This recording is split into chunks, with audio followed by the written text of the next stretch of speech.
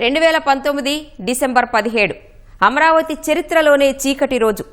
అసెంబ్లీలో నాటి ముఖ్యమంత్రి జగన్మోహన్ రెడ్డి 3 రాజధానుల ప్రతిపాదన తీసుకొచ్చారు.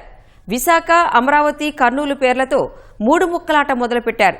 అప్పటి వరకు అమరావతి మాత్రమే రాష్ట్రానికి రాజధాని అని నిశ్చయించుకున్న ప్రజలను ఈ ప్రకటన అయోమయానికి గురిచేసింది.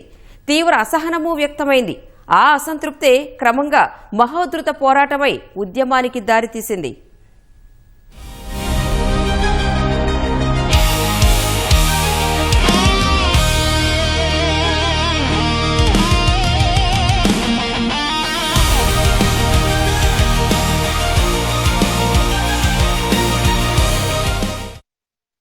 ఎన్నికల ముందు ఇచ్చిన వైసీపీ హామీలతో రాజధాని అమరావతిలోనే కొనసాగుతుందనే విశ్వాసం ప్రజల్లో బలంగా నిలిచింది.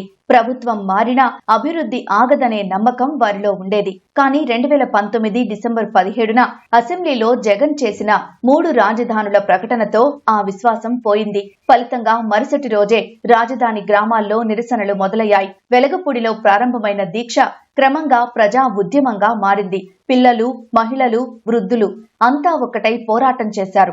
కరోనా కష్టకాలంలోనూ ఈ పోరాట స్ఫూర్తి చెదిరిపోలేదు. ఉద్యమాన్ని అణిచివేయాలనే ప్రయత్నాల్లో భాగంగా వేలాది కేసులు నమోదయ్యాయి.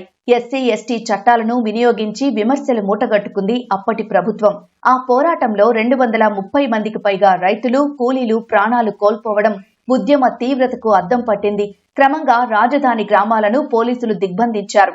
144 సెక్షన్ పోలీసు చట్టాలు అమలు ద్వారా నిరసనలు అణిచివేయాలని ప్రయత్నించారు.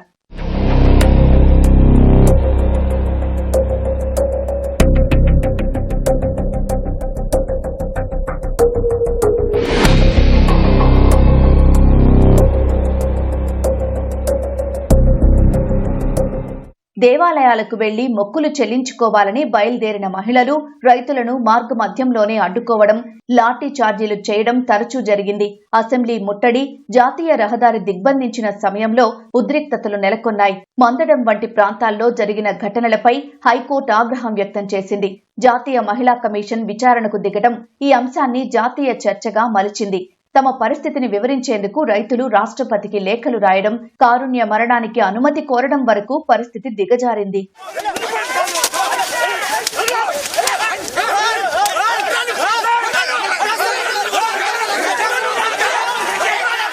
ఈ ఉద్యమానికి మహిళలే ప్రాణాధారం.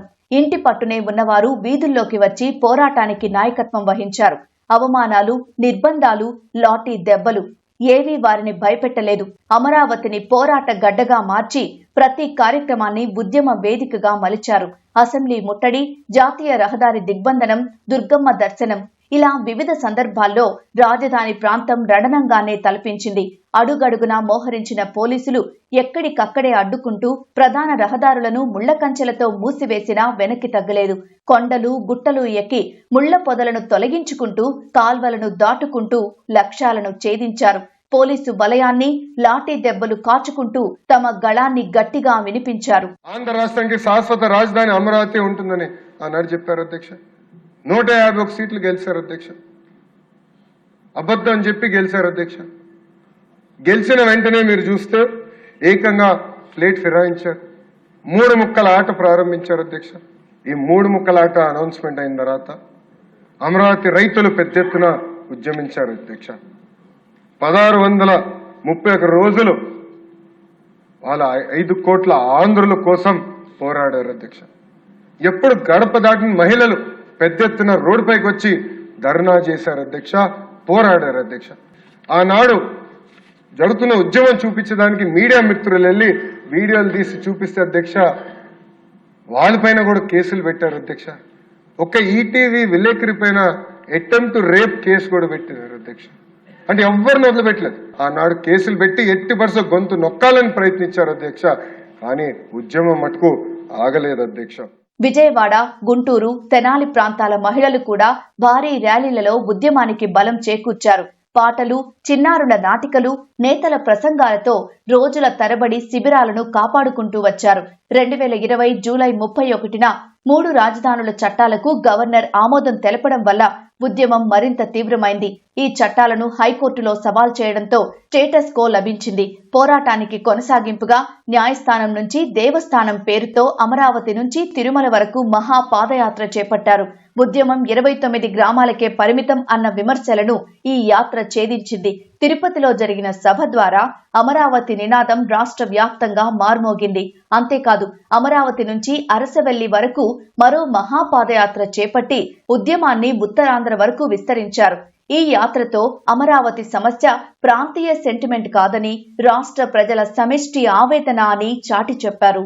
అమరావతిలో దాదాపుగా 5 సంవత్సరాలు బట్టి ఆడ మగ పిల్ల మేక మొత్తం సమస్త ప్రజానికం అంతా కూడా ప్రత్యేకమైనటువంటి ఉద్యమం చేపట్టి అనేక రకాలైన ఇబ్బందులు కూడా తట్టుకుని వారు నిలబడినటువంటి పరిస్థితి చూసినప్పుడు ఈ యొక్క పొలిటికల్ మేనిఫెస్టోలు ఎజెండాల కంటే కూడా అత్యధికమైనటువంటి ప్రయారిటీ ఉందని 2024 ఎన్నికల్లో చాలా స్పష్టంగా పూర్తిగా వైఎస్ఆర్సీపీని తుడిచిపెట్టి కేవలం తన యొక్క సంఖ్యని 11కి పరిమితం చేసి మిగిలినంతా కూడా ఈ యొక్క రాష్ట్రంలో అధికార బదలాయింపుకి ఈ యొక్క మూలమైనటువంటి సూత్రం ఉందనేటువంటి విషయాన్ని అర్థం చేసుకోవాల్సిన పరిస్థితి. రైతుల పోరాట ఫలితానికి హైకోర్టు కీలక తీర్పు కొండంత అండగా నిలిచింది. అమరావతిని ఏకైక రాజధానిగా అభివృద్ధి చేయాలని న్యాయస్థానం స్పష్టం చేసింది. భూ సమీకరణ ఒప్పందాన్ని అతిక్రమించరాదని తేల్చి చెప్పింది. అయితే నాటి ప్రభుత్వం కోర్టు ఉత్తర్వులను ఆచరణలో పెట్టలేదు. అయినా వెనుకడుగు వేయని అన్నదాతలు 1631 రోజుల పాటు సాగిన నిరంతర పోరాటంతో తమ గళాన్ని దేశవ్యాప్తంగా వినిపించారు. అమరావతి ఉద్యమం ప్రజల నమ్మకం, న్యాయం, ఆత్మ గౌరవం కోసం సాగిన అచంచల పోరాటానికి ప్రతీకగా నిలిచింది.